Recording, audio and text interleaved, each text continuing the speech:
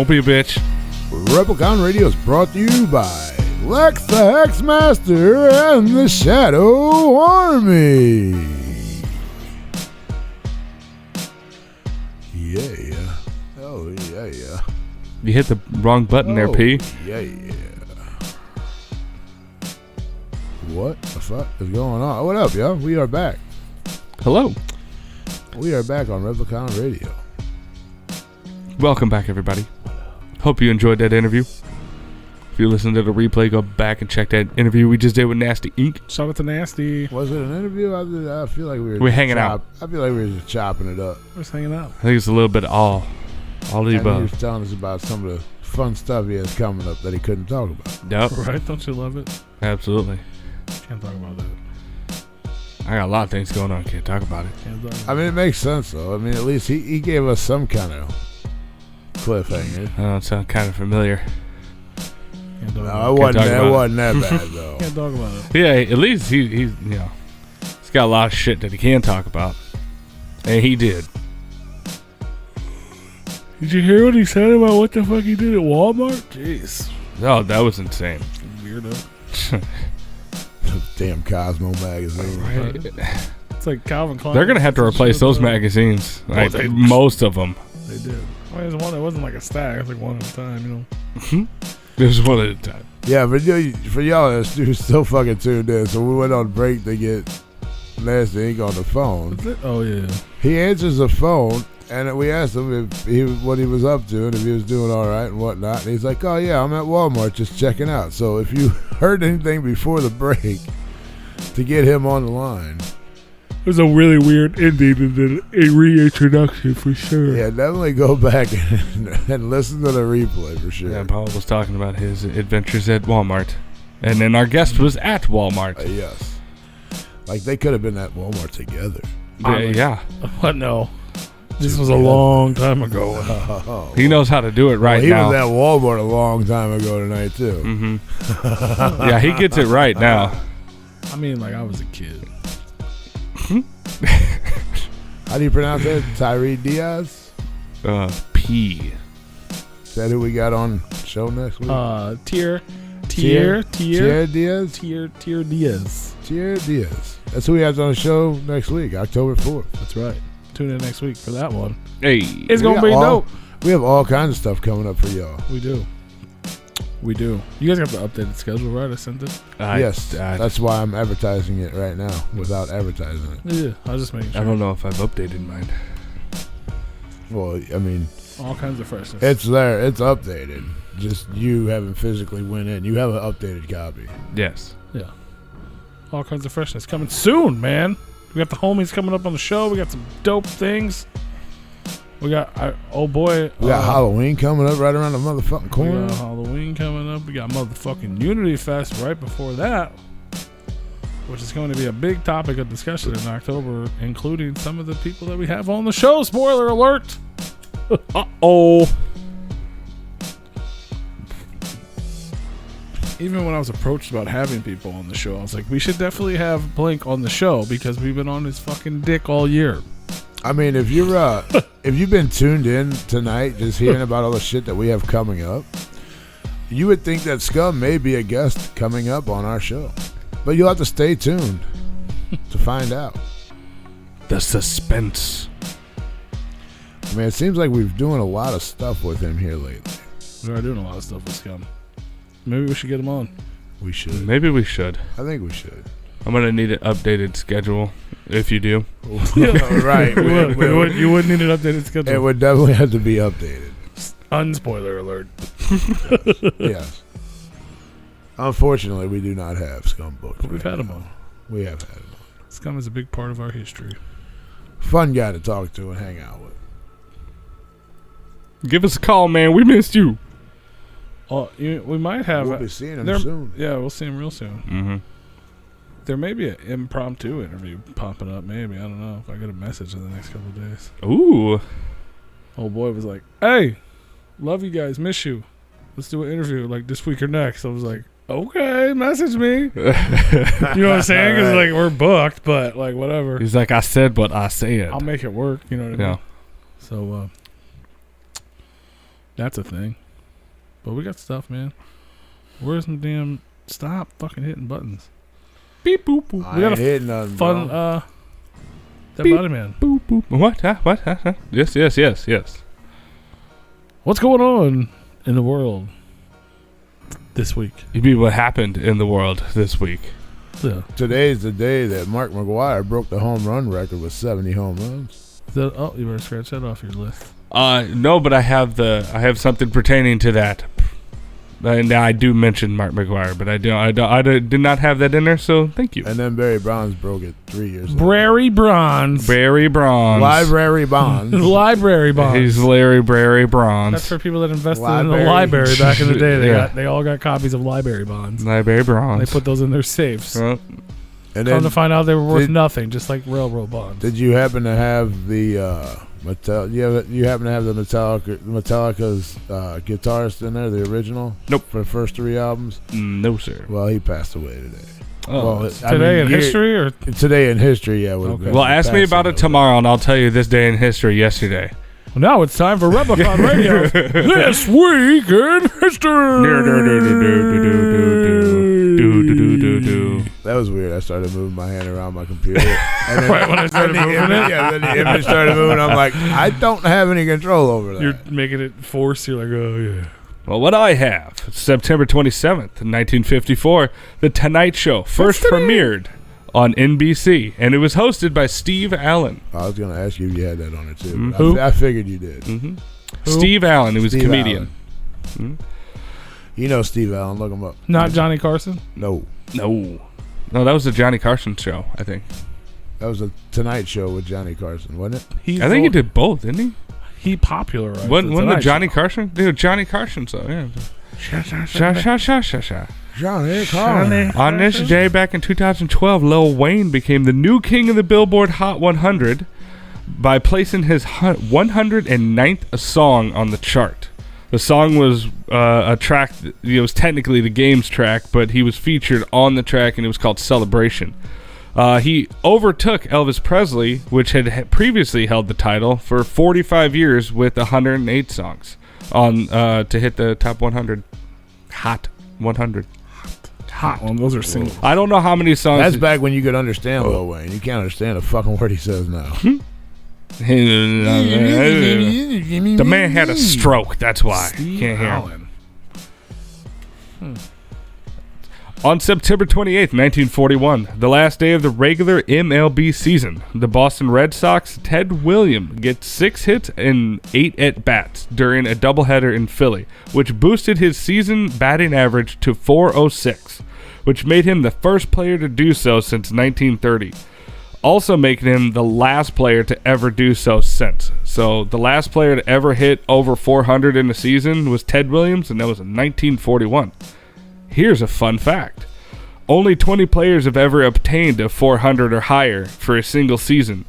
Only 3 of them have done it in 3 different seasons, and only 5 of them have ever done it twice. And I have a super fun fact. Is that today in history? That's tomorrow in history. All right, let me rewind back 2 days of yesterday.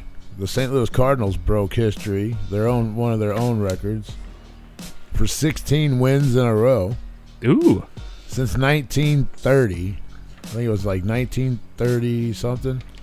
I can pull that up. But yeah, the St. Louis Cardinals It's happening are kicking right ass. now.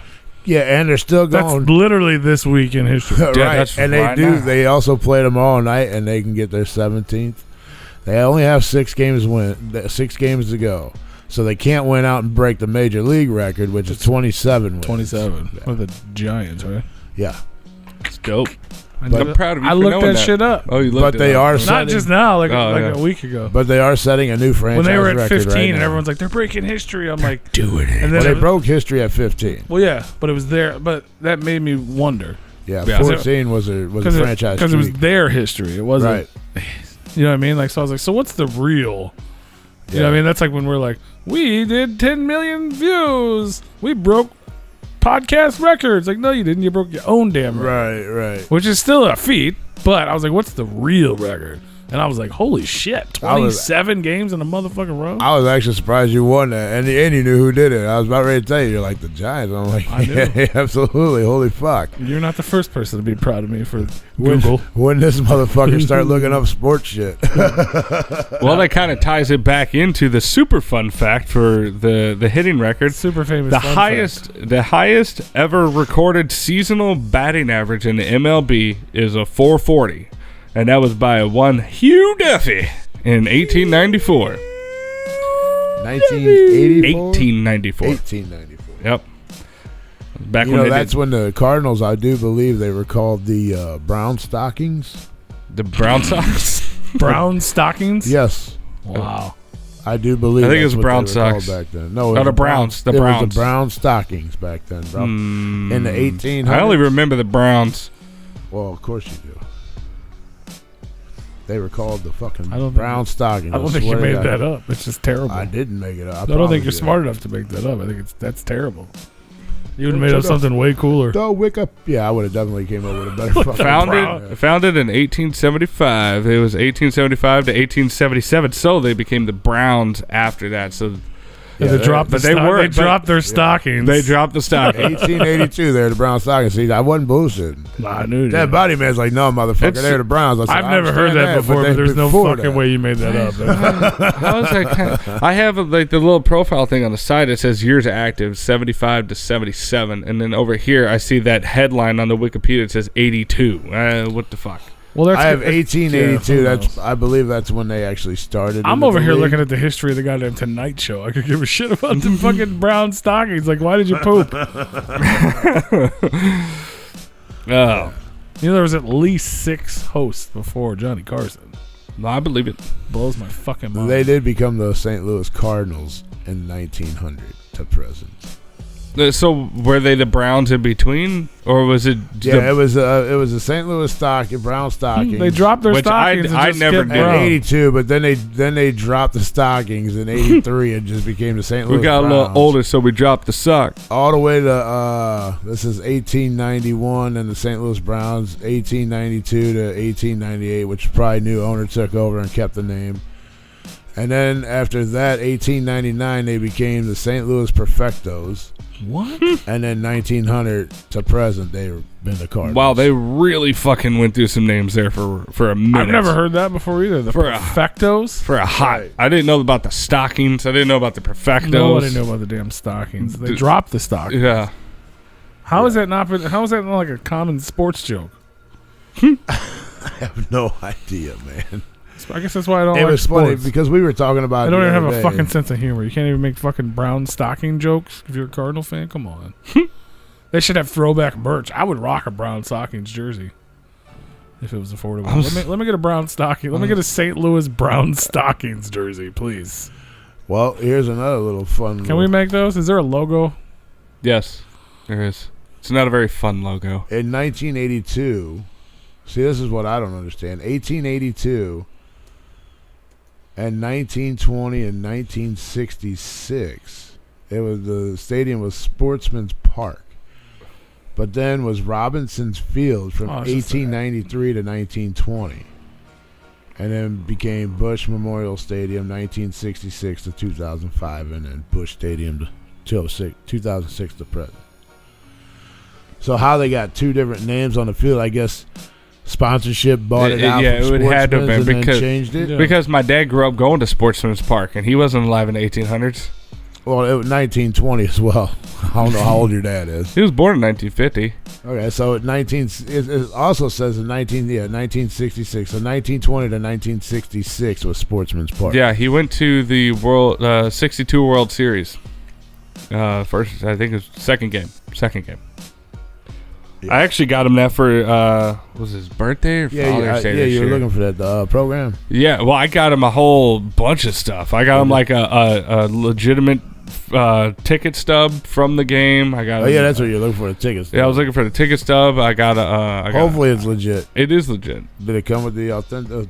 I didn't get the COA, no, but I mean it's. I didn't pay what that one guy wanted me to pay at that fucking the collector's con or whatever. He's like, oh no, it's got the record of this guy and blah blah blah, and it's like, oh, it's $400. I go, all right. I literally went out to the parking lot and bought it on eBay for like $75. It could be just a print. You got to be careful with shit like that, because like the older things like that, I'm not saying that it's not real. Yeah. But a lot of older stuff like that, memorabilia, is easy to. Well, here's the cool thing about it is that make. We're not sticklers for stuff like that. It looks good enough. Right. That's it. Yeah, You know? I mean, and I'm not saying that. If it was a reproduction, they did it several years ago. Yeah, right. Because there is some age to that ticket. Sure. Totally And it could have been stocking jersey. Yeah. But no, and I got him like a DVD of a narration of the entire series, narrated by Harry Carey, and Nice. and it's him doing the highlights, and it's the MLB footage because they didn't really air it back then, but they did. MLB documented it, so they had actual footage from the game. Nice. Yeah, so there was some other stuff in there. It was real cool. I didn't mean to throw you off Oh, track. it's all good. I just thought it was a little fun fact that we were talking about. I like fun facts. 43 years ago, back in 1978, on September 28th, since we got a little astray there, I was 2 years old. Black Sabbath would release their 8th studio album, Never Say Die. And this is the last album to feature Ozzy Osbourne before he got fired from the band. I wasn't really 2 years old. Ozzy Osbourne's off the tour. Dang. Clearly. Parents keeping him at home. Son! It's my fucking tacos! On September 29th, 2008, after Congress failed to pass a $700 billion bank bailout plan, the Dow Jones Industrial Average fell 777.68 points.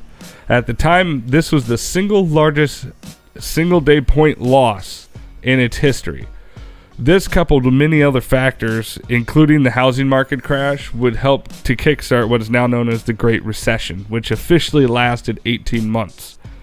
Here's a fun fact. The monetary value in which the Dow lost that day was equivalent to $1.2 trillion in market value, in just that day alone. It has since been passed, I think it was March 16, 2020, from the COVID crash. That is now the largest crash that the market has ever seen in a single day. Until here in the next few months or a year from There's now. been 28 hosts of The Tonight Show. Yeah? You're still stuck on that? 24 of them were before Johnny Carson. Nice. And how many there's been? 20 what? 28. 28? 24 of them before Johnny Carson. Johnny Carson. When did Johnny Carson get on? When did he get done? What he year did he? 62 to 92. Yeah, I was going to say 60 something. Okay, they were rapid firing their hosts. If they had 27 fucking hosts before. Yeah, him. because there was like a whole. That was like guest There was spots. a whole year of rotating hosts. I was gonna say it had to have been because I mean they started in 1954. There were 5 hosts that were there for a while, and then there was like a year of rotating hosts where they had someone had 4 weeks, someone had 2 weeks, someone had 4 weeks, someone had 2 weeks. No. Oh, it's kind of like Jeopardy, like what they did with the. Like they just didn't celebrity have a host. host. And it was apparently there was called a show before it was called The Tonight Show, and the Tonight Show was just a segment on that show, kind of like Weekend Update is on Saturday Night Live. Right. It was a short segment of another show that became a real show. And then it also had its own spinoff called The Tomorrow Show. And on that note, we're going back to this. We're running out of time. Yeah, I don't want to hear about I've the learned fucking so much Tomorrow. about The I don't Tonight give Show. a fuck about the Tomorrow Show. Right. And 45 late years night, ago too. in 1976, while this is about our buddy Jerry Lee Lewis. He's such a nice guy. While attempting to shoot soda bottles, he accidentally shot his bass player twice in the chest. Surprisingly, Norman Owens, the I guy's was in name. an accident twice. I can see Oh, one. whoopsies! Surprisingly, he survived, made a full recovery, and did not sue the fuck out of him. Let's see, September 30th, 1954. The world's first nuclear submarine, the USS Nautilus, was commissioned by the U.S. Navy. With a career spanning 25 years, the Nautilus broke numerous submarine travel records and traveled over 500,000 miles. The vessel could easily reach speeds of over 20 knots, and it remained submerged for almost an unlimited amount of time. Fun. It's now it was decommissioned in 1980, and it's now on display at the Nerd Museum in Groton, Connecticut. It's the Submarine Force Museum. It's a very nerdy name. Let's see. Let me check the time real quick. Wait, did you call it the Nerd Museum? Because it's a submarine force. Okay, so it's really not named. No. No, the name of the museum is Submarine Force Museum. And I'm like, that's fucking a nerds name that for sure. Nerd. Right. Let's see. He's still over there studying the Tonight Show. The man that revolutionized reverb for a whole new generation, Mr. T-Pain, was born September 30th, 1984 in Tallahassee, Florida. All right, now I hope you got this, because what's his real name? Oh, I had it. I mean, I didn't write it down, but I mean, I saw it when I was writing this down. I mean, if you want me to pull it up, I can real quick. But no, I want to get to this next one because I think I told you guys T-Pain back in the beginning of September. I pulled this story and I was really excited about it, and then I realized I clicked October. T-Pain. So now I get to tell the story, which goes to what you were talking about T-Pain earlier. and Chris Calico just dropped a brand new track together. October 1st, 1961. After standing for 34 years, the home run record set by Babe Ruth was finally broken when Roger Maris of the New York Yankees became the first player to ever hit more than 60 home runs in a single season. 62. He wound up hitting 61. 61 was the record, that's right. Yeah, that's Roger Maris's record. Yeah. He had 61 home runs that record or that year, and it stood until 98 when Mark McGwire and Sammy Sosa began the great home run race. Now here's a McGwire broke it first. He did. Here's a not so fun fact about this. It's kind of fucked up. Despite having broken the record, the commissioner Ford Frick refused to acknowledge the defeat and denied Maris as the official record holder. It wasn't until 1991, which was 6 years after Maris's passing, that the official record was changed, and he was awarded the honor of holding that title for all those years until it was broken by McGwire. The reason being is because Ford Frick was a close friend of Babe Ruth's, and he was trying to protect Ruth's legacy and was quoted stating that he wouldn't count it unless the feat was done within like less than 154 games, which was the length of time that Babe Ruth actually did it in. So he's like, nope, didn't count because you didn't do it in less games. Didn't count. Not going to do it, which was pretty fucked up, you know. But I mean, it still holds records either way. They're both still holding a record right now. You know what I mean? One did it just in a little bit longer time, but Babe Ruth still did it in less games. You know what I'm saying? So, I mean, it's still one hell of an accomplishment. It just sucks that the MLB was like, no, we're not giving you the official title because this fuckface said no. Yeah, absolutely. But eventually they did give it to him. It just sucks he never got to see it. I mean, but he knew. He went into the Hall of Fame for a lot of other fucking things. Right. I mean, it's so I don't think it was, you know, it wasn't like his only claim to fame. So I think he slept just fine at night. But it was still shitty. You know, it's kind of like not letting Pete Rose in for betting on the fucking game. Let him in already. God damn it. Let's see. After when he dies. Yeah. After 50 years of sitting in a desk drawer, the only known original tape of the Beatles' first ever live performance at the Cavern Club in 1962 surfaced. I jumped ahead. The recordings of them was taken just 4 weeks before their debut single came out, and the recording is of them performing "Some Other Guy." Excuse me? It sounds like an adult video. Yeah, they're performing on Some Other Guy. October 2nd, 1951, British rocker Sting was born in Wallsend, Northumberland. And finally, on this day, on October 3rd, 1995, if it don't fit, you must acquit. O.J. Simpson was fully acquitted of the brutal double murder of his estranged wife, Nicole Brown Simpson, and her friend Ronald Goldman. And despite having such evidence against him, I was writing this down, and like each line, I was like, you gotta be shitting me. What? He had all this evidence against him. It was like having Nicole's blood on a pair of socks that was at his house. He had a defensive wound on his hand. He had blood. He had his blood at the crime scene. He had recently purchased a knife that was the exact type of knife that was used in the murders.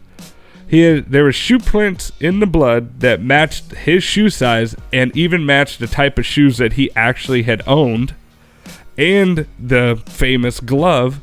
There was one glove that was used by the killer at the crime scene, and its matching glove was found in the yard of O.J. Simpson.